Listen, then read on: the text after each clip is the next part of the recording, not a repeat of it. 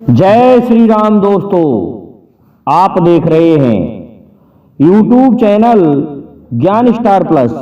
तो दोस्तों, आप सभी का हार्दिक स्वागत और अभिनंदन।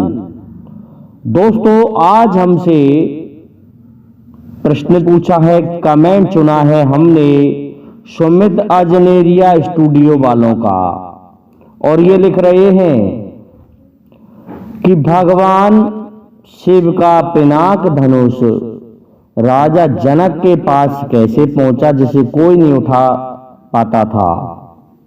गुरुजी, ये प्रश्न बताइए। ये इनका कमेंट है।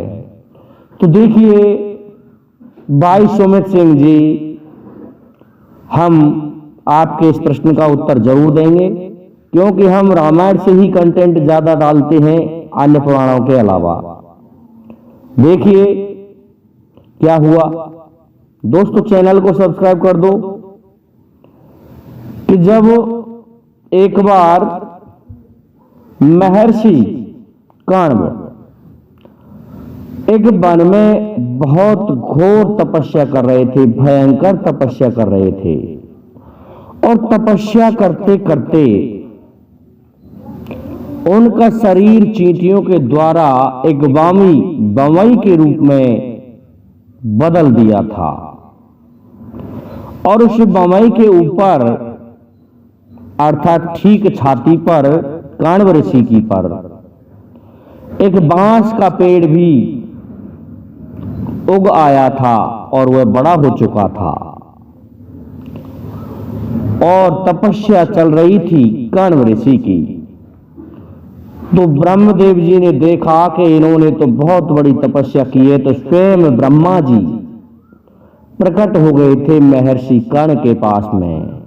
तो कर्ण ने ये ध्यान ही नहीं दिया था कि उसका शरीर कहीं भी नहीं है, अब तो आत्मा ही बन रह गई है इस बमई में।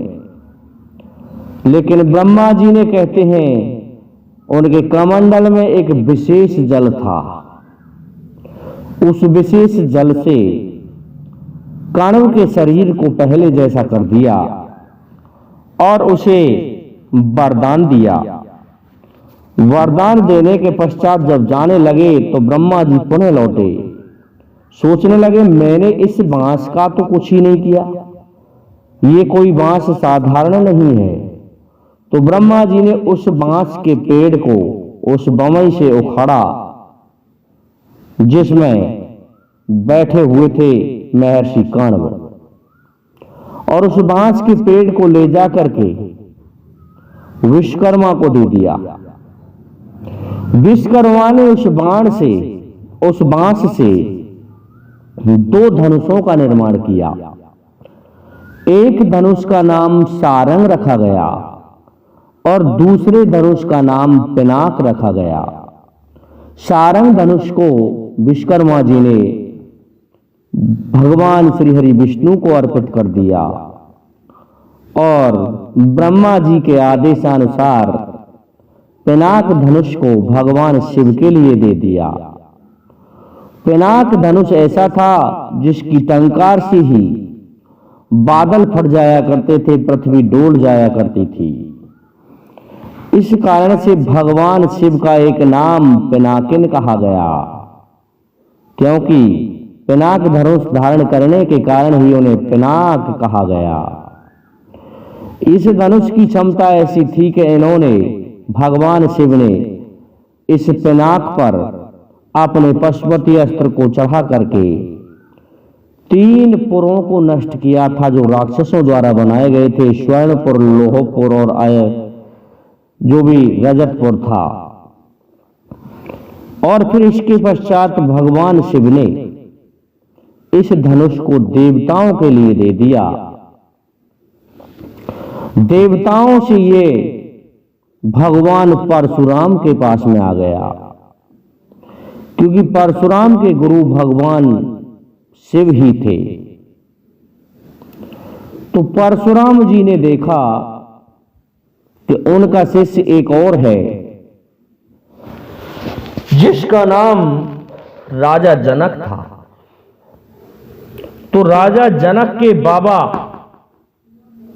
जिन्हें हम आज कहते हैं और अज के पिता जो देवरात थे उन्हें ये परशुराम जी ने दिया था। ये इतना विशाल का धनुष था कि इसे कोई उठा ही नहीं सकता था। तो बाबा के बाद में फिर नेमी पैदा हुआ, जिन्हें हम कहते हैं नेमी, अर्थात महाराज जनक के पिता थे नेमी और देवरात थे उनके बाबा। तो बाबा के लिए दिया गया था दोस्तों। महाराज अज तो राजा दशरथ के पुत्र थे, मैं कुछ गलत कह गया हूं दोस्तों। तो क्या हुआ, उस धनुष को बहुत वर्षों से कक्ष में रखा हुआ था और सुरक्षित हुए रखा हुआ था। होता क्या है, जब सीता जी उत्पन्न हो गई तो सीता जी 5-6 वर्ष की ही थी। उन्होंने देखा एक कक्ष को कि उसमें बहुत सारा कचरा कूड़ा है और उसे साफ नहीं किया जाता है। तो सीता जी ने उस कक्ष की सफाई की, धनुष को एक हाथ से उठा के इधर उधर रख दिया और साफ कर दिया। जब राजा जनक उस कक्ष में आए और देखा कि आज इस कक्ष में धूल नहीं है, धूल मिट्टी नहीं है, तो इसकी सफाई किसने की है? उन्हें पता चला कि ये तो स्वयं सीता ने उठा करके इधर से उधर रख दिया है। जब उठाते हुए राजा जनक ने दूसरे दिन देख लिया सीता को सफाई करते हुए, तो सोचने लगे कि ये कोई साधारण कन्या नहीं है। इसलिए मैं आज ये सोच रहा हूं कि इनका विवाह उसके साथ में होना चाहिए जो पुरुष असाधारण हो, अर्थात इतनी क्षमतावान हो। इसलिए उन्होंने कहा कि मैं ये शर्त रखूंगा कि जो भी इस धनुष पर प्रत्यंचा चढ़ाएगा वही सीता का पति होगा। दोस्तों, भगवान श्री राम और कोई नहीं, स्वयं भगवान विष्णु के अवतार थे, पूर्ण ब्रह्म थे। उन्होंने इस धनुष को उठाया और उठा करके तोड़ डाला था। दोस्तों, अन्य लोग भी इस कारण से भी नहीं उठा पाते थे कि स्वयं भगवान शिव का धनुष था।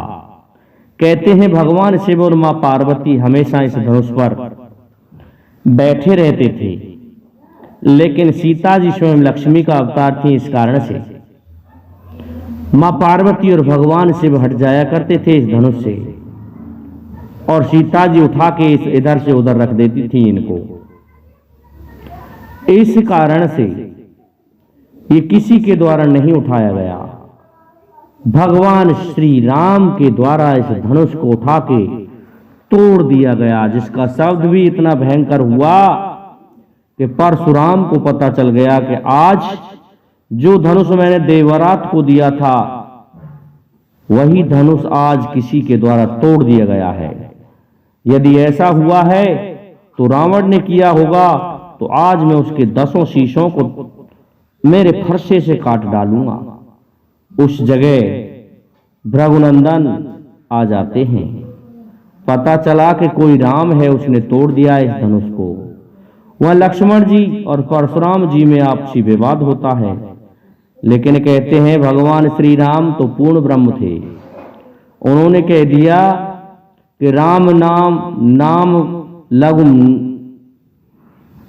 मात्र लघु नाम हमारा और परशु सहित बड़ नाम तुम्हारा। ऐसा है, हमारा भी नाम राम है और आपका भी नाम राम है, लेकिन आप परसा धारण करते हैं इसलिए आपका नाम परशुराम हो गया। हम दोनों राम हैं, इसलिए ऐसा है। कोई दास ही होगा आपका जिसने इसे तोड़ा है। परशुराम जी समझ गए कि सिवाय भगवान विष्णु के और कोई नहीं तोड़ सकता इस धनुष को। इसलिए परशुराम ने कहा कि राम रमापत कर धन लेऊ, खेचत चाप मिटे संदेऊ। ऐसा है कि राम, मेरा संदेह मिट जाएगा। जब तुम ऐसा बोल रहे हो तो मेरा संदेह अभी समाप्त हो जाएगा। ये रमापति भगवान श्री हरि विष्णु का धनुष है। यदि आपने इस पर प्रत्यंचा चढ़ा दी तो मैं समझ जाऊंगा कि प्रभु आपका अवतार हो गया। फिर मेरी यहाँ आवश्यकता नहीं रहेगी। दोस्तों कहते हैं, छुअत चाप आप चढ़ गयो और परशुराम मन विस्मय भयो। छूते ही उस धनुष पर प्रत्यंचा चढ़ गई। इसलिए दोस्तों वह विवाद समाप्त हुआ। तो श्रीमान सुमित सिंह अजनेरिया स्टूडियो वालों, इस धनुष का निर्माण इस तरह से हुआ और इस तरह से ये राजा जनक के पास में आया। तो मैं समझता हूं आपको आपके कमेंट का उत्तर मिल गया। तो हमारे इस वीडियो को लाइक, शेयर और सब्सक्राइब कीजिए, साथ ही बेल आइकन को भी प्रेस कर दीजिए। दोस्तों कमेंट करके जरूर बताइए कि वीडियो कैसा लगा। जय हिंद, जय भारत, जय जय श्री राधे।